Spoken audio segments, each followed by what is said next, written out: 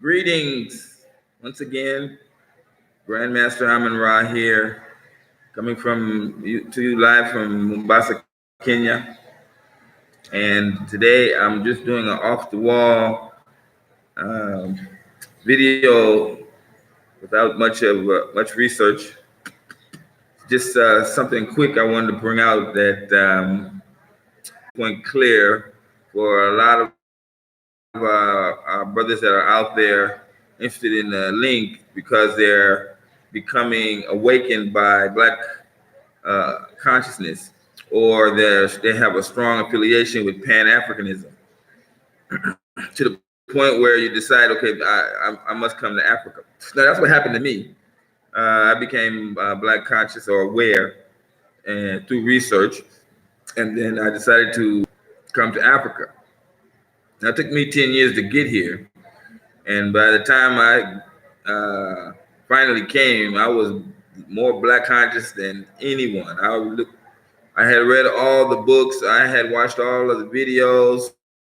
I had even went to lectures with a lot of the big greats of those days. Yusuf bin Yakin, Ashwa Kwesi, Sherazad Ali, Lee Fuller, Dr. Francis Cress Wilson, and several others. Many of the Minister Farrakhan.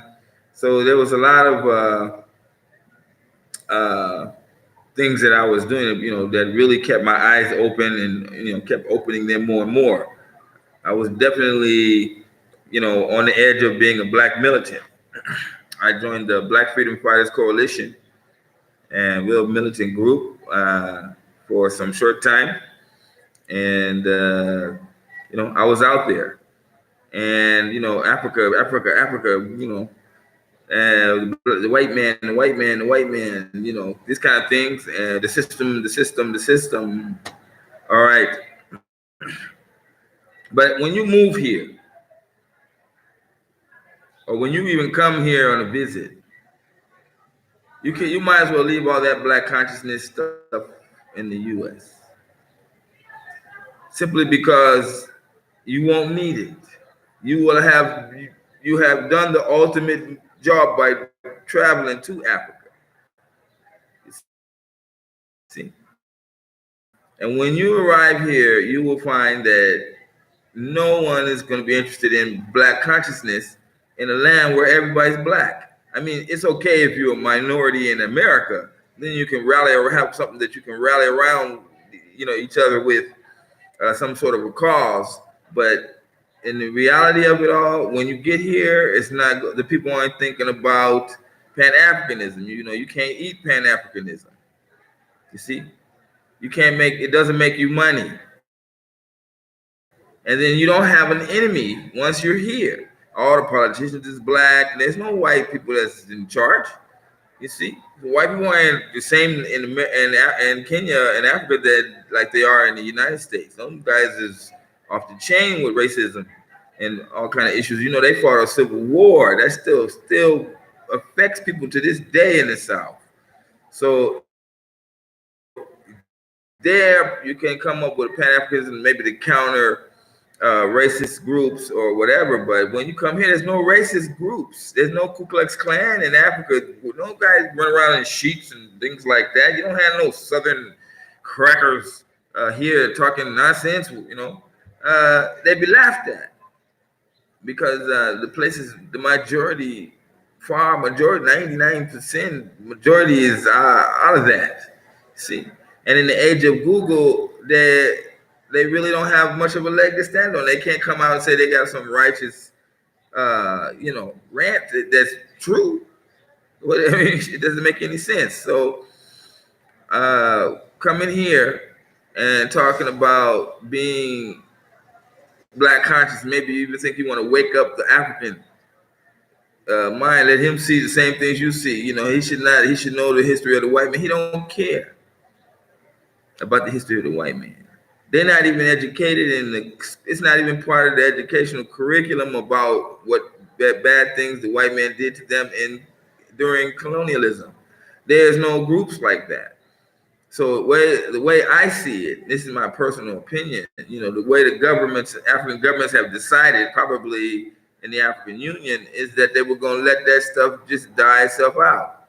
They say, okay, it happened. Okay, oops, fine, but that was then. Now this is now. So if a European country wants to come and do business in an African country, the people are not going to be set up and turned against them by having that in the educational curriculum, so that all Africans would know that white man was a bad guy. They removed that from the curriculum. So you today, to read 4 generations down the line, the average African is not thinking about hating on the white man. Whereas in America, there is not only a lot of hatred towards whites because of what history has wrote, but it's justified in most of those, in most sessions. White man, damn, I'm not talking about, okay, I always got to put that disclaimer, not all white people. But you see, the problem is that white people are still doing it today because other white people don't call them on it. You see? So it makes you even wonder who's the majority, the ones that follow these racist and separatism when it comes to blacks, or is it the other way, the other group, which is against it? Now,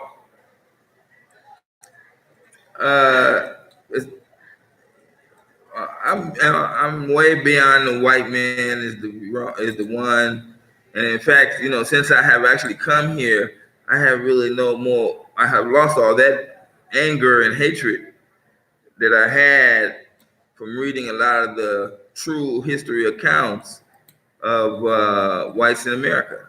So I come here, I see people writing books today talking about what has been done in history by whites, and I just say they're late, because what can you do about it, really? I mean, but I mean, how does that help you make you a better person when okay, look what the white man did. Look what the white man did.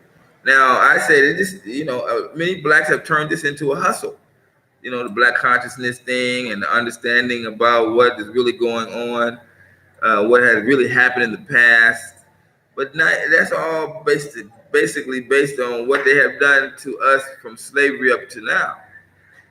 And it is in the favor of people like Umar Johnson and Takreek. I gotta get that guy's name right. Shakreek, you know him.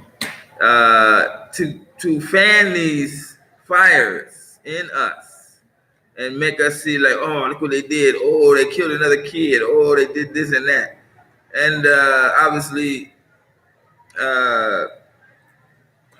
that helps them in the long run because they have a cause that says we need to be on our own. We need to do our own shit because the white man did this and look what they're doing and the system is against you.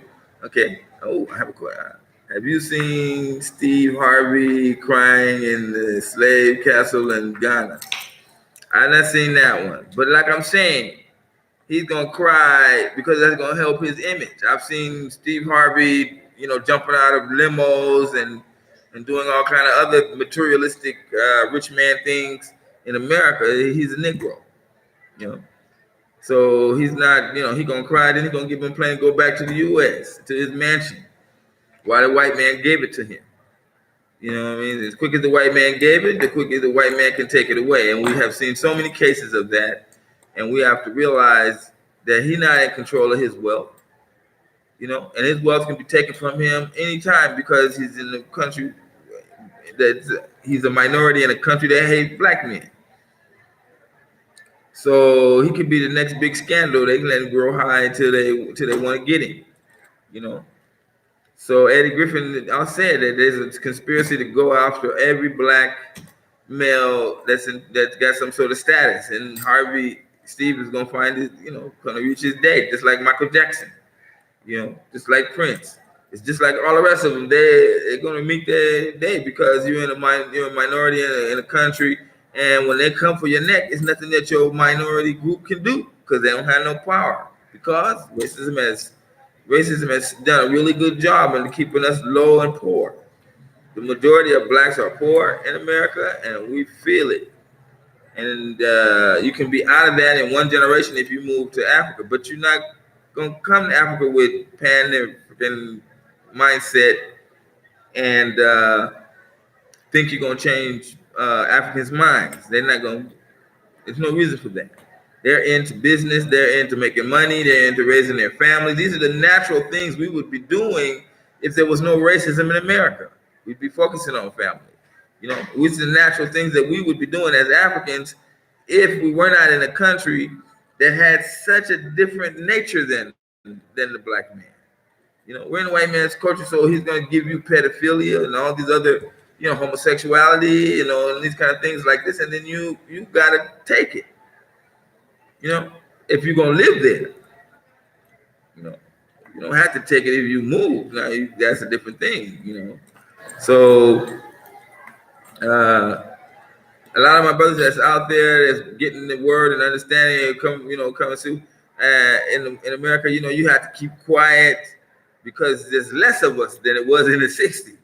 In the 60s, we had neighborhoods, communities, you know, you can go to get in and then, you know, preach all day long, you know, like Malcolm did on 166th Street in Harlem. He could get up and make a stage, talk all that stuff because blacks was basically the majority in that area of, you know, he couldn't go down like to Times Square and do that, call the white man the devil, all of that kind of stuff.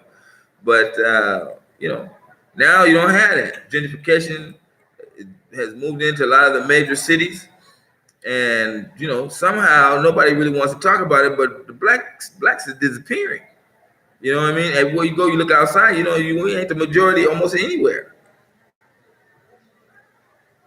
And you know, it's going to just get worse, you know. Okay, Mr.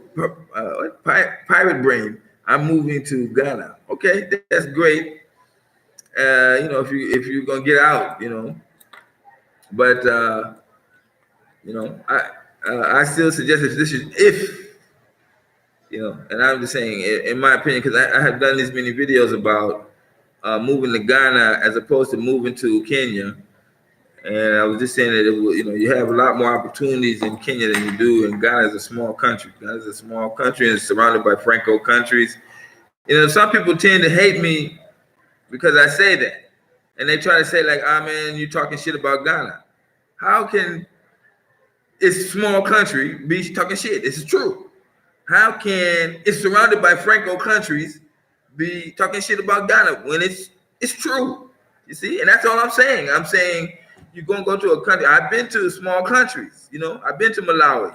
And I'm saying that the amount of opportunities there, even though these people are highlighting you go there, is less. And then you're going to tell me that you don't see that the CIA has got a heavy hand in Ghana. You know, they manipulate elections and politicians in Ghana. So they were instrumental in the removal of Ghana's first president. This is not talk. This is facts. You see, you just have to go out and look at it. So I don't know about being in a small African country where CIA has been known to have involvement. Who started us making Ghana the main country? You see? So, you know, that to me, I don't want to try to hate on Ghana, and I don't want to stop you from going to Ghana because you can always go to Ghana and then you can always move if the situation isn't to your liking. So go to Ghana, be happy, I'm saying. But I'm just remember what I'm explaining to you. You got an opportunity to change. And nobody should just say Ghana's my home. No, because that can be ruin your life if you go there. Now I did a lot of research on Ghana. I did like a year research. I even convinced a brother that was in Ghana, working in Ghana, to come to Mombasa, where I hosted him, and just go around Mombasa and go around Nairobi, and then compare what he saw Accra with Kenya, and I did a report on it. Now, So if you think I'm talking from passion or just hatred on Ghana, no, it's not that. I did the research, and if it was the other way around, why would I be up here telling you it's not? So what the brother told me first thing once he got here in Mombasa and moved around for a couple of days was that Mombasa is an island. He went to Mombasa and he said that Mombasa was twice as big as Accra. This was 15 years ago. 10, 15 years ago. And that threw me back, because, you didn't have a lot of Google and things at the time. But his whole first account was that the downtown Mombasa was twice as big as Accra. It said that Accra had like 1, 2, 3 major streets in the city, and then that's it. You get me? The rest is just towns. And when they come and they tell you, because I read a lot of things on Ghana, and somebody's writing shit like people, less than 100,000 people was a city. Now you're gonna be sorry when you go there and you see what 100,000 people, 50 or 60,000 people look like in a town. It's a town. They no major city downtown hustling and bustling. No, you ain't gonna be walking around talking about. Where's the industrial area? It's towns is small. They don't have nothing but a few things to do. They don't have a lot of job opportunities like what we expect to see in the United States. So, and even Accra is small like that, and the business districts are not that powerful. Unlike in Kenya, where the business districts are very, very powerful. You got a lot of different opportunities and businesses that are there, from manufacturing, from export, import is there, used clothing there, food is big there, transportation is big because it got 50 million people and the population is doubling every 20 years, 25 years.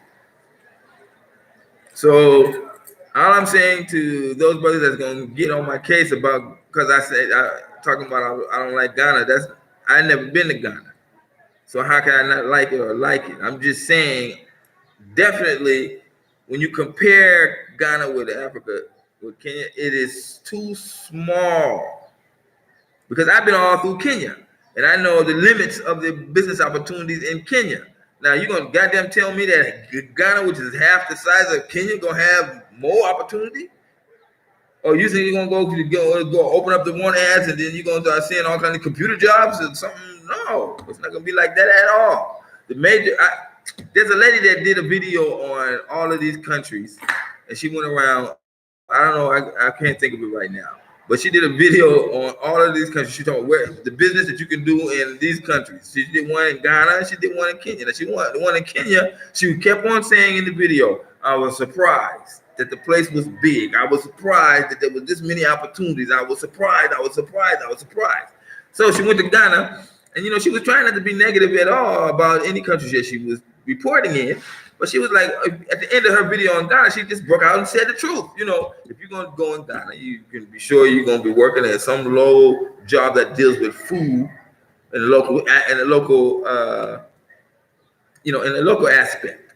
It's nothing like a countrywide food distribution job. No, Ghana's not set up like that. So you don't have trade with Togo and Cameroon and all these other countries that surrounds Ghana. So if you want to go from Ghana to Nigeria, you're going to go to Franco country, you're going to be paying. Now let's hope the African Free Trade Agreement is going to fix that. But I'm telling you, from up to this point, that's the case. You're going to have to pay.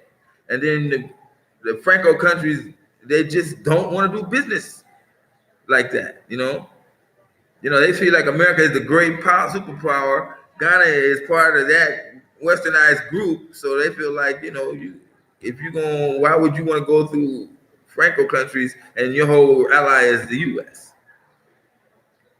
and the West, and Britain. You're an English-speaking country and are surrounded by French countries. Okay, let me see this one. No, I hear you. Okay, no problem. I'm not talking just to you, Private Brain. I'm just pointing out for some other people that have been on my neck about that. And Mombasa is a smaller city in Kenya, right? Okay, Mombasa is the second largest city in Kenya. Mombasa is the second largest city in Kenya.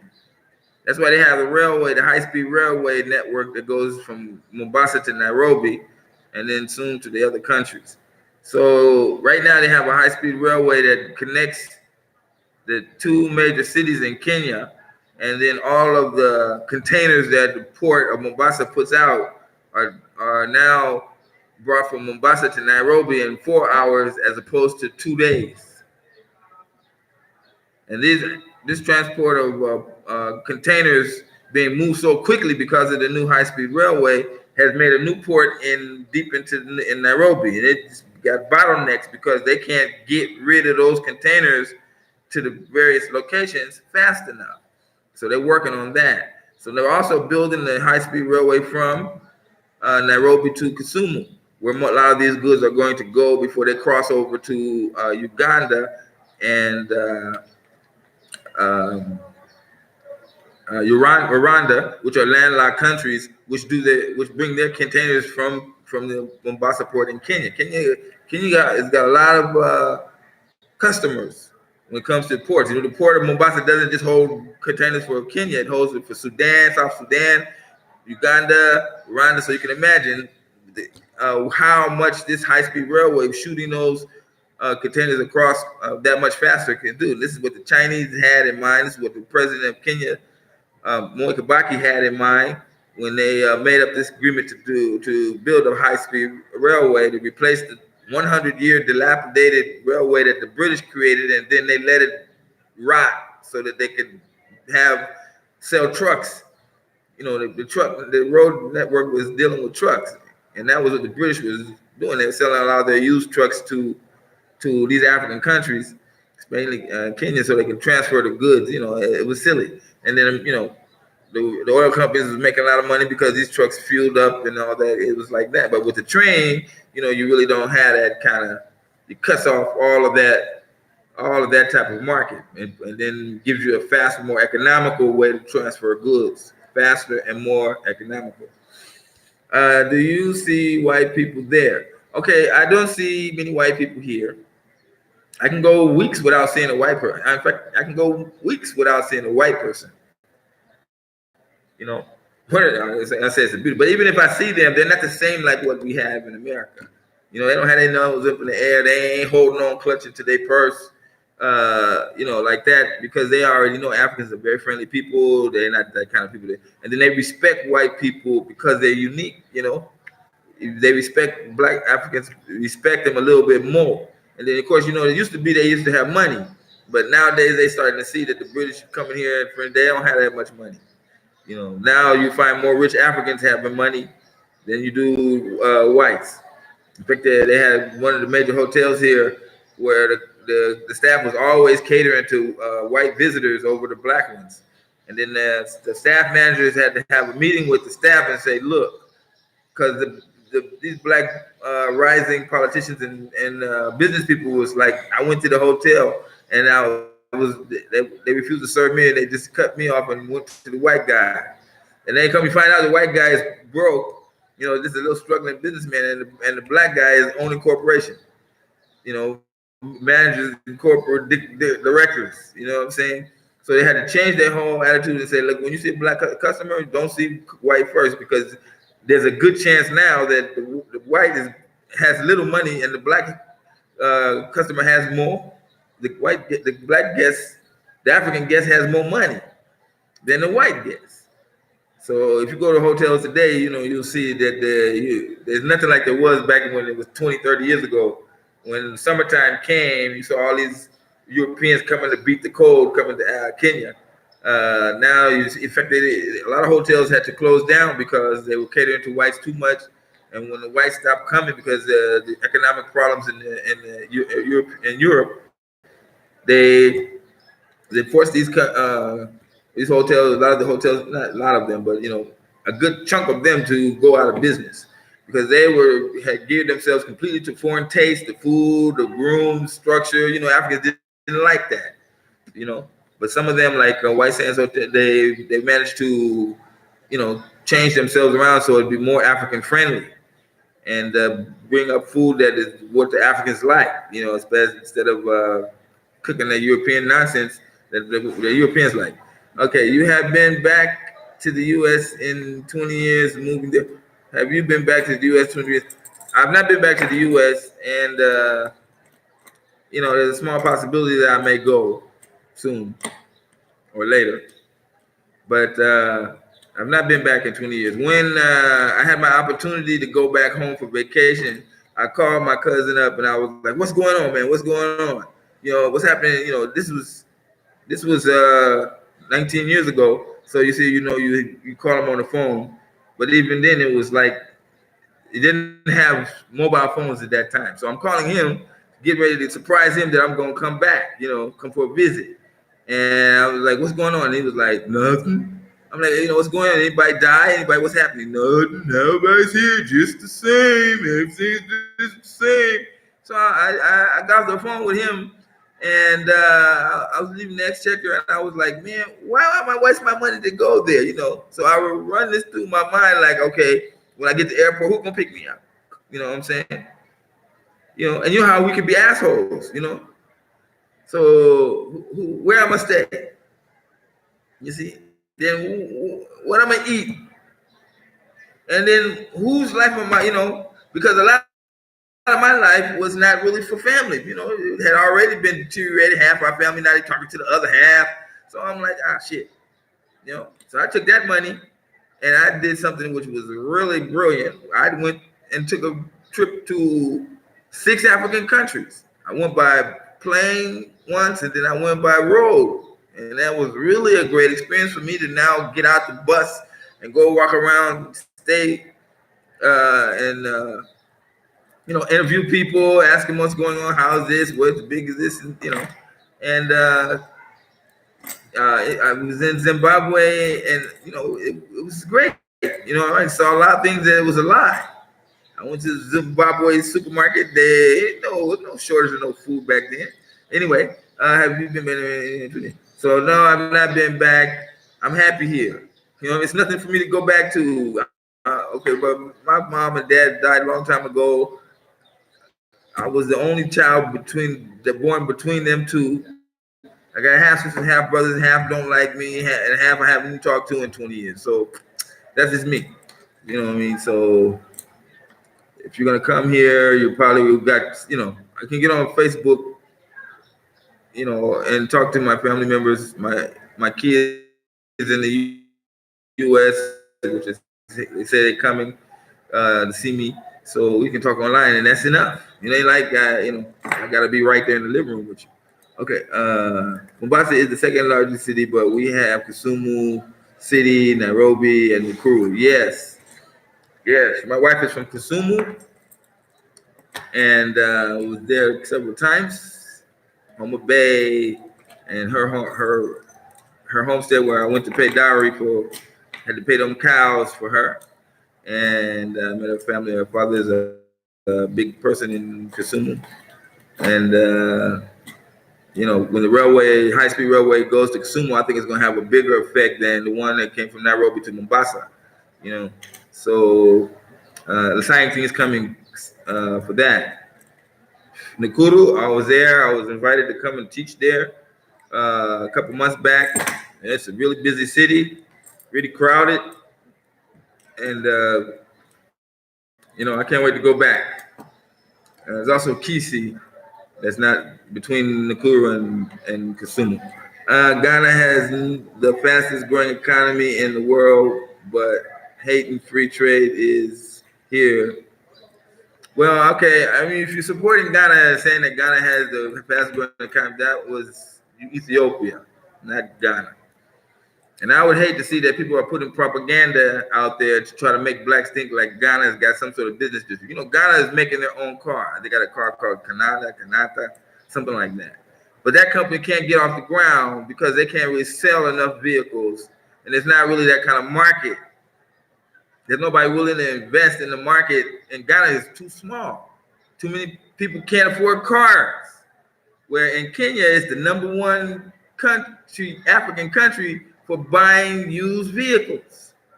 Everywhere you go, you see used car lots. You see now, Kenya came up with a car I forgot the name of it. Independent. Damn, what was the name of that car? The Uhuru.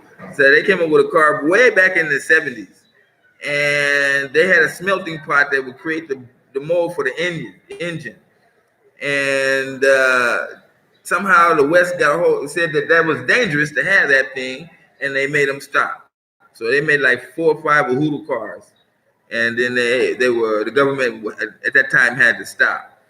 But there are a lot of trade agreements that we don't know about between Japan and the U.S. also, that says, okay, we're gonna keep on buying your cars. You know, politicians can get all kind of deals be under the table, and we don't understand why there's not a Kenyan car being made, because Japan will just drop off the map if they didn't make cars.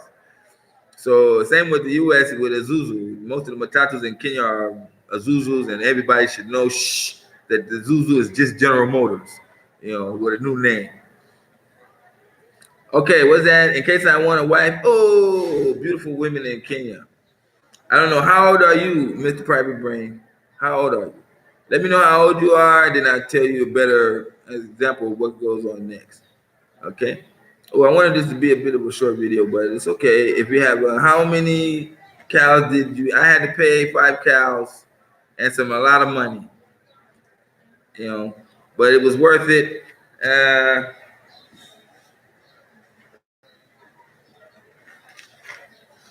It was worth it. Let me see if I have a picture of that.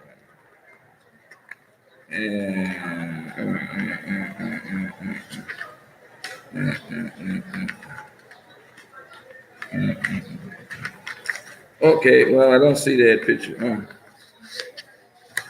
I only have this one. Let's see there. There's our 3 daughters. Zena, yeah, Amina, and our firstborn Kira. So, yeah, I don't know how that looks on TV. Then I've got 2 great boys here. Sorry, it's in black and white. This is my son. In fact, my other son, this one is right here. Let me see if I can see. And just listening. Where is he? Let's say hi. Okay. Yeah, he's learning the family business from dad. So what's the next one? 57. Man, you young. Let's go. Calm down. You know, I'm 61, and I met my wife when I was 51. So if you like me in America, I know you got a lot of history, but if you go looking at a lot of these movie stars, you find they've been married 3, 4, 5 times. So it's nothing, you know, it takes like that many times for you to get it right. And waking up with some sleeping every night next to a nice warm body, I feel like I can pay for that. You know, Ghana has no national carrier, meaning its own planes. Kenya has planes. Recently, the president has went to Jamaica and Barbados to make deals for the national carrier to start its flights. Yes, and when Obama came to Kenya, the only thing Kenyans wanted when he came to Kenya, when Obama came to Kenya as president, the whole thing was we want direct flights from Kenya to U.S.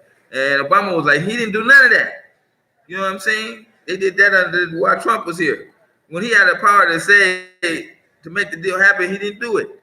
Instead, he came here talking about let the gays run wild in Kenya. And I was like, damn, they protested in the street because he refused to, you know, he came here and then he left, and it's like, damn, you know, what about the direct flights from Kenya to America? Well, today we got 2 direct flights every day from out of New York for Kenya Airlines. So if you want to come to Kenya, you want to see how, remember there's direct flights every day coming out of New York Airport, Kenya Airways. Go down to the New York airport and you see the little checkout stand for Kenya, one of the few African countries now that have direct flights to the U.S. And we're one of the farthest couriers flights into Africa from New York. Kenya has made this car. It's called the Mobius. Oh yeah, the Mobius motor. Yeah, you're true. But I mean, where is it? You know, I don't know. I try to look for some. I'm waiting to see a commercial selling the car, but I don't ever see it. And that's just a utility vehicle they making it. They knew they couldn't really make it really luxurious, so they just made like a working car, like for up, for up country. As long since I did the investigation into it, I might have to do that later. Yeah. You have 5 children with her. No, I have 3 children with her, 2 children with my Kenyan lady we met in the U.S. And yeah, so and then I have another one with another lady that we met. Okay, my life. No, let's not go there. And we'll do another video on the whole situation. But it's not. I mean, it's not like I have like the type of lifestyle that is crazy. It's just that circumstances happen when you're trying to in your love life. If I was in the U.S., I would probably be the same thing. I'm just lucky it wasn't too much more than that. The Kenyan made car designed for the rough roads. Yeah, exactly. I want to get married and have more children, but not the U.S. Not in the U.S. Yeah. If you can get your money situation right, you'll probably find a Kenyan woman for you. I would suggest that you get at 51. I would suggest you get a woman that may have 1 kid and she's just out there, because there's a lot of African women that are now coming up single. They had a relationship with somebody, had a kid, and then the guy, for whatever reason, they broke up. I know a lot of women like that. So if you can get along with her kids and then you support her, she's be yours. Your daughter is 36. Wow. Okay. Mine is my oldest is 30. Damn. 1988. Yeah. I talked to her on the phone a few days ago. We had not been talking because she's been really angry because the whole situation broke up with our family. But now we're on talking terms, and you don't know how it's a good feeling when I'm on talking terms with all my children. Okay? So I don't want to turn this video into something away from the main topic, which is when you have Pan Africanism. If you come in here with a strong attitude, with black power, blah blah, you won't need that when you're in Africa because everybody's black. I just want you to kind of get that, wrap your heads around that, because a lot of you, I've seen a lot of brothers that in the U.S. that have that mentality, but very few of the brothers that have that black power mentality ever make the trip over. A lot of them just say, I'm gonna be here in revenge against what the white man did to us. I'm not gonna leave the country before he do. Okay, you're wasting your time. This ain't neither one of your countries. And then why would you want to be in a country where tornado, hurricane, floods, earthquakes, freezing temperatures for 2 and 3 months? Why would you want to be in a country? It's the worst part of the planet. The United States is the worst part of the place where when black people came to America, because people say blacks came first, they came here. How do you think they're gonna stay? They built up a house in Kansas in the 1600s, and then all of a sudden, whoo, tornado come and snatch that shit off the foundation. Whoosh. You think they're gonna say, "Oh, this is a good place to stay"? You think they're gonna say that's a good place to stay? You think when they was in Pennsylvania in the 1500s, blacks come from Africa? I don't know how they got there. So they gonna come there and like, okay, we found new land. This is new land, and then all of a sudden, winter hits. You know how many people have died trying to figure that crap out?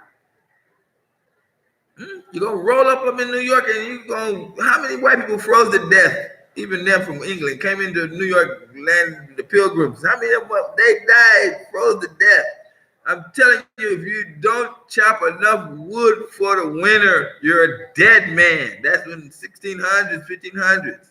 So don't tell me that black people was in America first. They was not. Nobody could survive that country to make up any kind of structural trade, to make land where you're going to build buildings and cities and towns.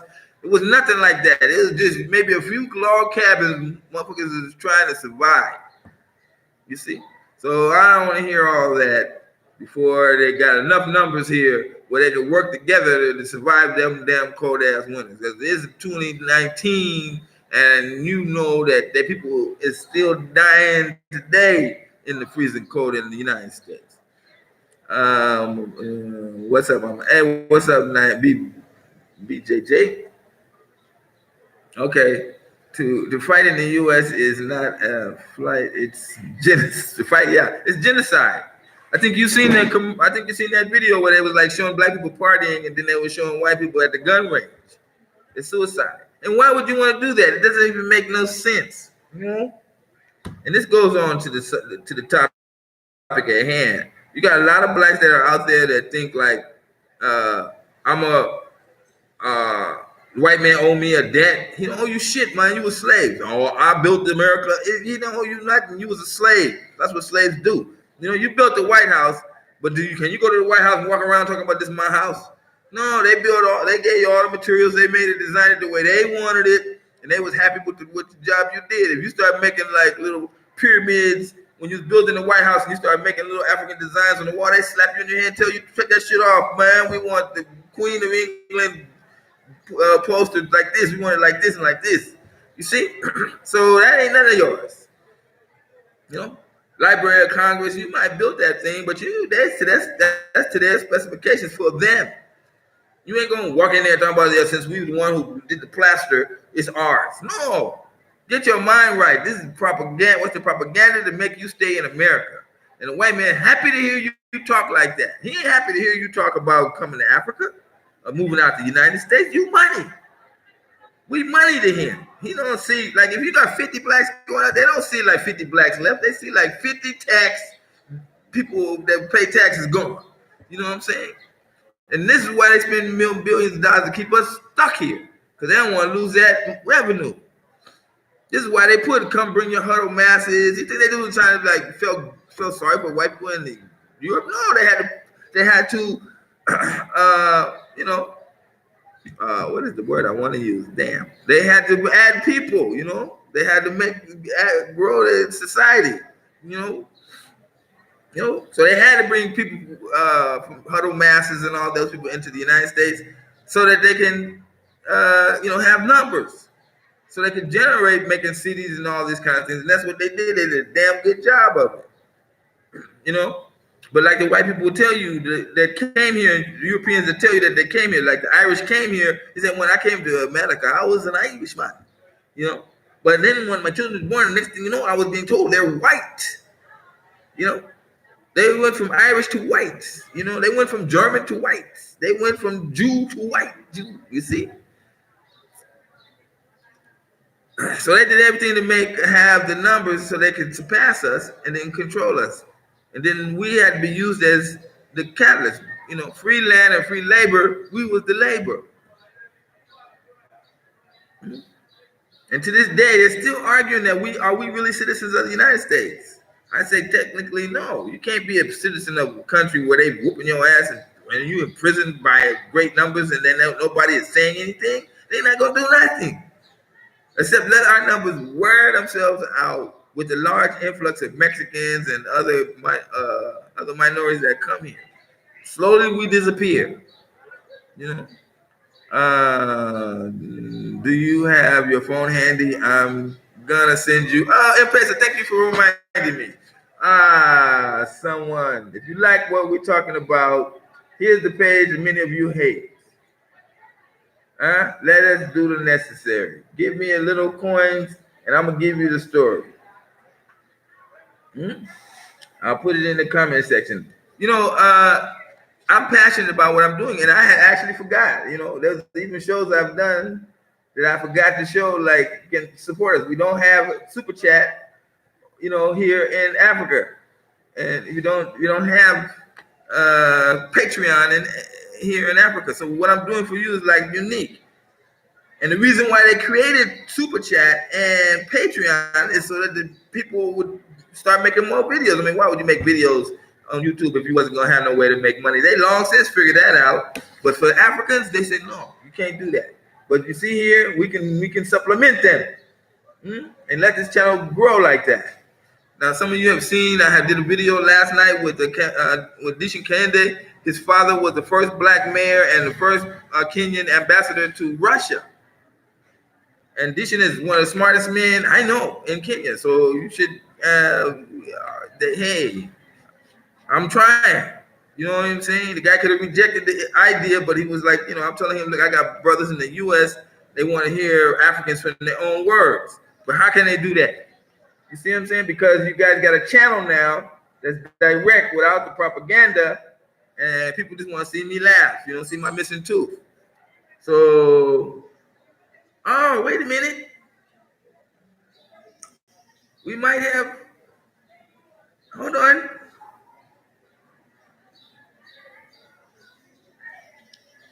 Richard, you've done it online. Thank you. Okay. Richard sent $10, man. See, that's what I'm saying. It's so easy. Are we still online? Where's Richard? I can't see you in the chat line, brother, but thank you anyway. Or you got a different name, because if you was the one who said what's the number, then press BJJ, is that you? Are you Richard? Just let me know in the comment section. Richard, it's Richard. Yes, okay. Let me teach a seminar earlier this year when I came to visit. Richard, yeah. For Brazilian Jiu-Jitsu. Richard, thank you. How's your girl doing?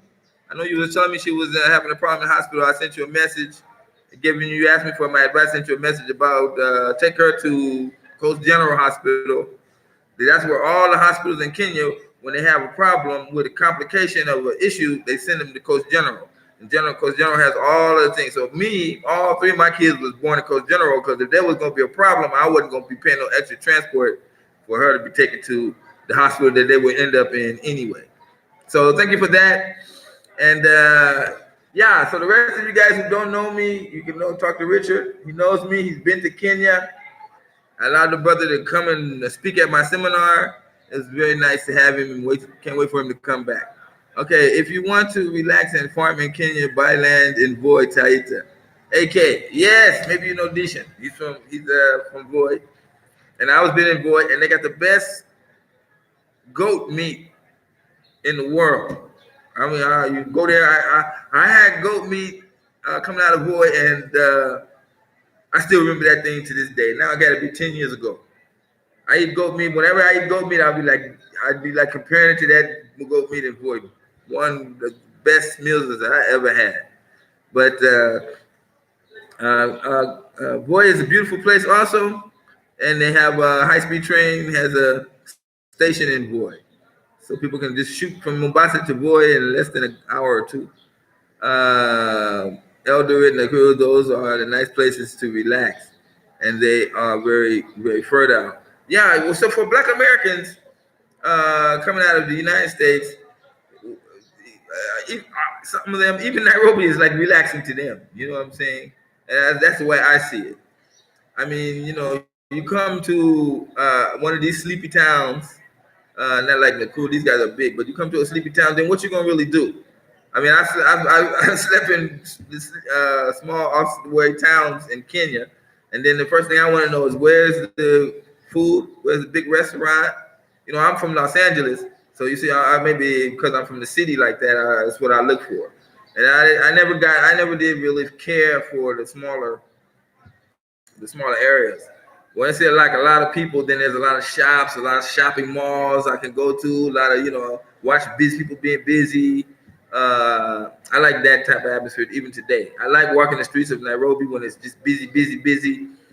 I never got tired of that in 20 years. Mombasa is a little bit more laid back than Mombasa town. Okay, Mombasa is way more laid back than Nairobi, especially today. Nairobi is very busy. So, if you want to retire, don't go to Mombasa. Is the place to go. Yeah. So I would choose Mombasa, every time, because you got Mombasa, you have Mtwapa, which is one of the fastest growing towns in Kenya. A lot of retirees but a lot of white retirees are coming into there. And then you got Kilifi after that. Then after that, you got Malindi. And then after that, you have Lamu, where they're building a large port, bigger than the Mombasa port. So there's going to be a lot of activity running around there in the next 10, 15 years. China is not building the Lamu port. It's all Kenya. So if you know. Okay, she's doing well. Thanks for the advice. You're welcome. And anything I can do to help. And you see the people in the chat room,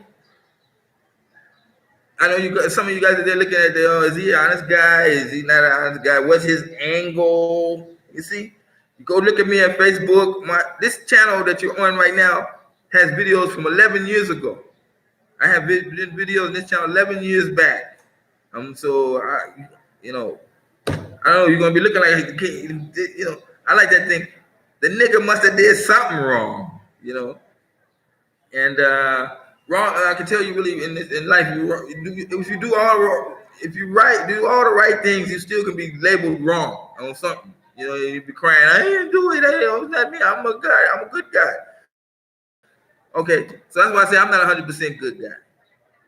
You know what I'm saying? But I was a black conscious man when I was in the United States, and I learned a lot of rules and a lot of things that I was going to do that was going to be righteous towards my people. So if you look at my life, it's like all boys helping blacks. I've created a martial art here, and I have transformed so many guys from little weaklings to now super black belts that can kill you within 2 blows. Chop, chop, and then you're dead. So, okay, but then, the physical fitness, a lot of them got jobs because in martial arts, because I taught not only the martial arts how to do the martial arts, but I also taught them the business of martial arts. And you couldn't get a black belt under me unless you knew how to do business. How to create your techniques and how to do the paperwork. These are things that the Chinese, that the Asians, that the Koreans and the Japanese never would dare teach Kenyans in martial arts, how to create their own school. So the Kenyans here in Shotokan and Taekwondo, they just had to make up their own things, and a lot of it because they didn't have training, like I did. They made a lot of errors, and they still make a lot of errors today. Our organization, Kenya Kimbo Federation, has been around for 20 years, and it's never had any problem. We had a smooth transfer of power. Meanwhile, Taekwondo, those guys like rioting, fighting offices every day. I went to their headquarters, and the doors were locked. Then they was knocked in. People had kicked them in, and people trying to take over offices. They're always coming up with new organizations to outrank the other one. So, but meanwhile, the one that was brought to Kenya by a black man, you see, is still doing very strong today. And we should all be proud of the fact, because I'm a good guy, and I know that what I do reflects on my people. If the Kenyans see me as some sort of wrong person, then that's going to reflect on the next black person they see. So that's why I'm saying, in your mind, you might be telling yourself, "Wow, that guy's got a gimmick. Oh, what is that? This is why is it Western Union?" Okay, we covered all that in previous videos, but this is the way it is now. And I would appreciate that guys would come on, like Richard has done. You can send like an African super chat, and I can get the shout out to you right at the same moment while I'm talking to you. So you can see. And I want to thank also Sam. I'm thanking you again for the $20 that you sent a couple days back. And I'm looking for the next person to do this, because it's going to be a shame, when the channel has to close down, because here you are, you have a unique channel from somebody. You can ask me any question, and I can tell you what's happening on the ground. You can go to America, talk to all your people. They say, what you know. You say, when you tell them what your information, how you know? Who told you that? Who told you that the Russians are not the enemy of Africa? They want to start doing trade. The African start doing trade. Who told you that? You see, he said, there's a brother that's living in Kenya. How long has he been there? He's been there 20 years. Oh, really? 20 years? Yeah. Must be something wrong with that nigga. You see, he can't come back to the U.S. He must be ready. He's going to be arrested. He must be running from the law. What's that? How? I got a few more minutes. How can I be running from the law? You know what I'm saying? For 20 years. Do you really think that I think that the U.S. is better than Kenya? And the only reason why I'm here is because I'm running from the law in the United States. They looking for me? They ain't looking for me. I'm an old man. They ain't looking for me. Shoot, why would they give me a passport if I was running from the law? It just make no sense. You know what I'm saying? I was a police officer. Let me help you people. I majored in criminal justice when I was in college. I went to the LAPD Academy and Rio Hondo Police Academy. Now, how I'm gonna go major in college, criminal justice, and then I'm gonna be a bad criminal at the same time. No, you can't. You got to go through background checks when you go to a police department. So you can't be fooling around with no drugs, no things like that. So I had a whole clear life from the time I was 22 when I first started joining LAPD. So don't assess me like that.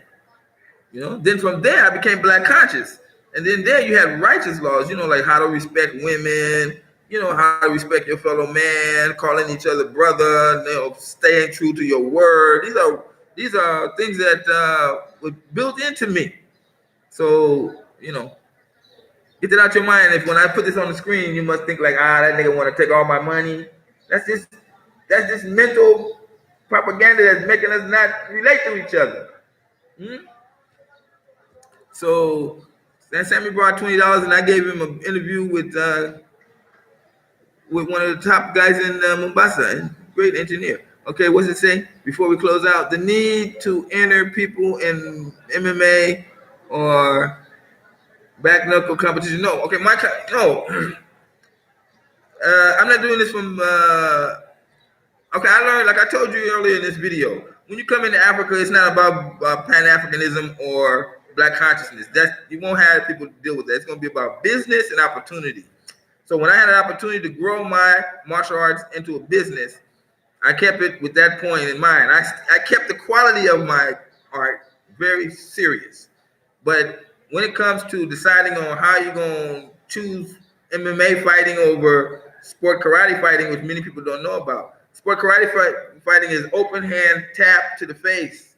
So you can fight like real, but you can't get hurt. You understand what I'm saying? So I taught this this way so that the people would realize that they can come in and actually fight without being hurt. They can actually come to a tournament and compete and then go to work the next day on Monday. But now you can't go to work the next day on Monday after you done fought in MMA. People just be real about it. And when somebody gets broken and knocked out in front of a group of people, group of people talking about me next. Let me get in there, me next. No, they remain a spectator, and you remain a fool for keeping getting knocked out, and then you don't make no money because Kenya is not the same like the U.S. They're not all into that violence. Okay, the most whites in America, British are in okay, AK must know a lot, must either live in Kenya or what. Some are broke, they are hustled like everyone. When they tell them, black people in America, they see all these white people and they feel like, when they come to Africa, they are like that. No, white people don't get along with white people. So they got a lot of family problems too. So he don't have a family support. They come over to Africa, and they might have one rich white relative that can send them like $5,000 a year, and they budget off of that money. I've seen it. You know what I mean? They try to hide it from me, but I have some white friends here, and I've seen it. You know what I mean? When they got businesses and they trying to act like they the ones and that shit. They got their family at home sending them money when they need it.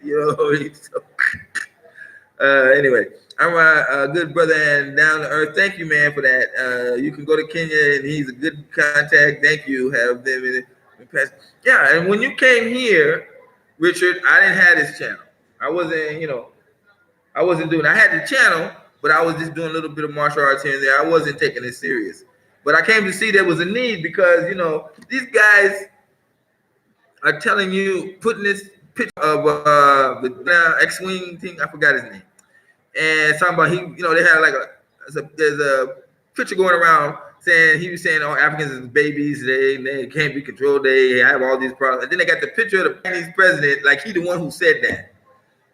And even people I know is sending that thing around like, look what the Chinese think of us. This is propaganda, people. You must get this through your minds. But no president in China is going to come up and do business in Africa and then turn around and talk shit about the people they're doing business with. That's unprofessional by the highest standard. The Chinese are not like that. They was once subjugated like the African was, more so than colonization. Japan just root them, stepped all over their head, murdered them, sliced them, terrible. You know what I'm saying to you?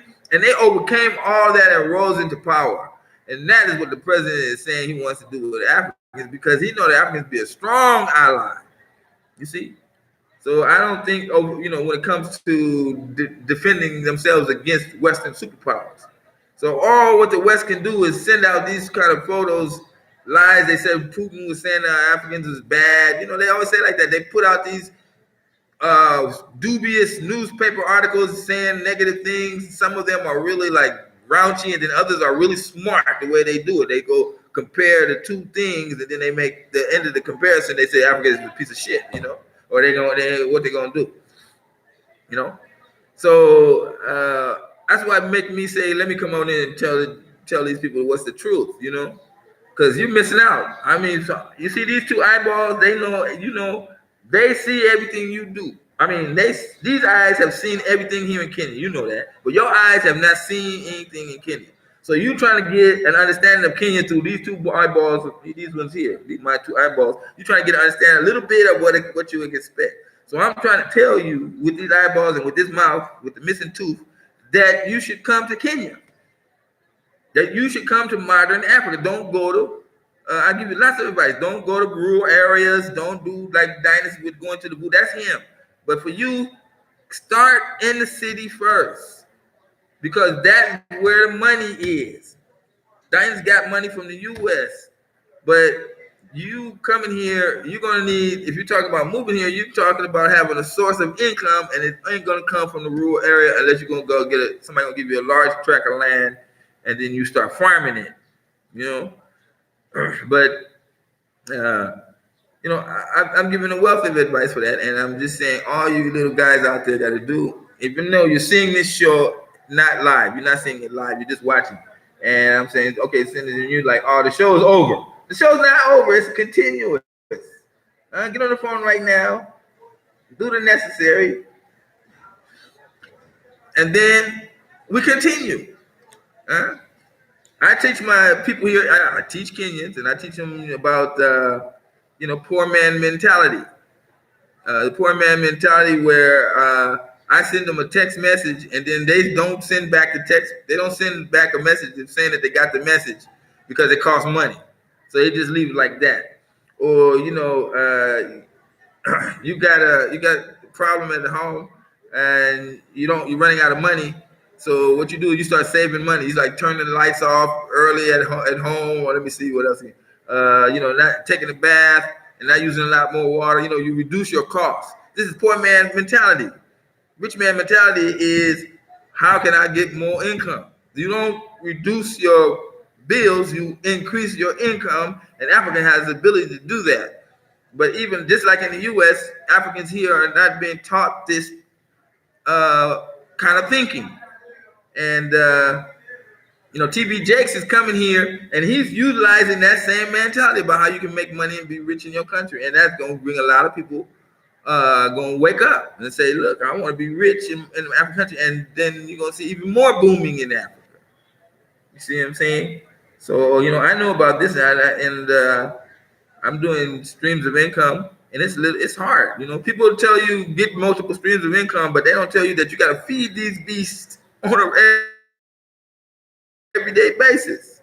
You got to feed them. You can't. I be doing one. I got one stream of income business thing going on, and I got to feed it. And then I see, you know, another one's crying. Oh, I got to go down here and do this. Going, you know, and these streams of incomes are not related like that. You know what I mean? So one is got to make me go to Nairobi, and it's crying. Come help me, feed me, because you can't feed it in order for it to make you money. It's not like you have a stream of income, and then you just sitting there and money just coming from this way and that way. No, you got to be doing something in order for that stream of income. This is what they don't tell you. Be doing something for that stream of income to get you money. And if you don't feed it, is the money going to reduce? It sometimes it'll just die out automatically. You got to have a lot of energy to keep those streams of income constantly bringing in money and expanding. It ain't going to just do it by itself, you know. So no business is like that. You got to be involved in all this. So you're talking about streams of income. Don't get too many. And then when you come, you know, it's going to keep you busy, very busy, if you're talking serious money from those forms of income. Okay, so I got into karate bars through Dynas. This is how I'm making money to move to Africa. Okay, I'll keep saying this thing about karate bars. Somebody give me something in the comment section where I can find out more about karate bars. Is that like a bar that fights back or what? But anyway, when you come to Africa, you're gonna find different.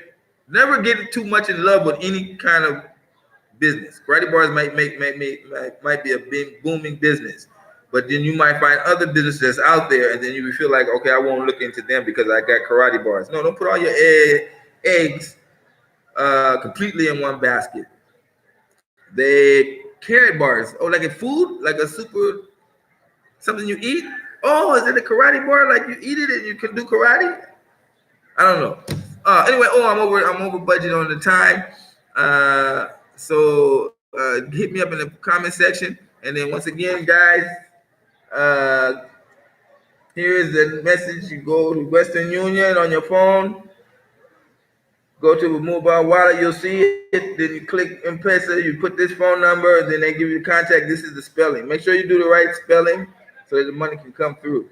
And I appreciate you guys. Today the chat line is open up a lot. I didn't really want to go an hour, but it seems like we're going an hour almost every time. So till we meet again, let's close out. And if you got a topic you want me to discuss in the comment section, do that. But for now, remember, when you come to Africa, you can leave all that black consciousness, black power stuff at home, because everybody here just wants to make money. Peace. Aviation. Wait. I'm going to go ahead. Okay. What about aviation? Because Kenya has a growing aviation thing here. We even have clubs in Kenya School of Aviation. I know people there. So anyway, but let me let this go because I could keep on going for hours. So until we meet again, peace.